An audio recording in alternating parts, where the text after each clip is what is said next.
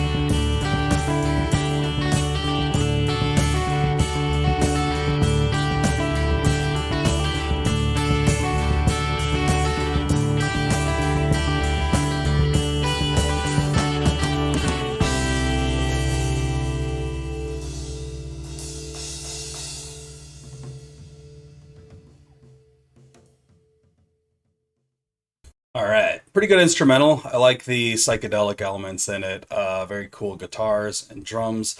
Nothing incredibly memorable, but it wasn't entirely forgettable either. Let's check out Green Apple Quickstep.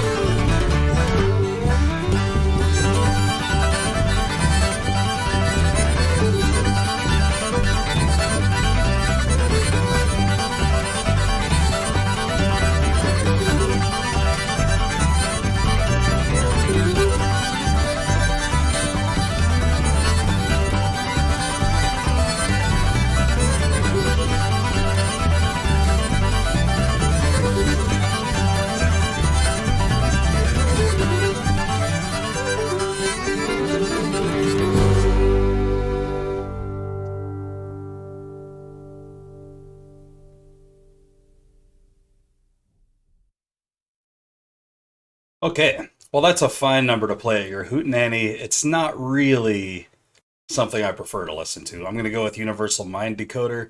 I just prefer the trippy psychedelic stuff over the sounds like it's from the farm section in a video game portion. Or video portion in a video game. You know what I mean. It just sounds generic. It sounds really generic. It's not fantastic. It's not groundbreaking. It doesn't do anything really that I haven't heard thousands of times before. So Universal Mind Decoder is an easy enough choice. Like this video if you like the video, and subscribe to the channel if you haven't already. Share it with anyone you know who might be into this kind of content, and let me know down in the comments which of these two songs you would have chosen if it were you in the hot seat today. That's all the Byrds tournament action we've got going for the day, but please join me in just a little bit when we get down with our Magnetic Fields Part 2 tournament action of the day. Until then, I hope you all have a great night, fantastic afternoon, and a wonderful morning. Thanks for watching.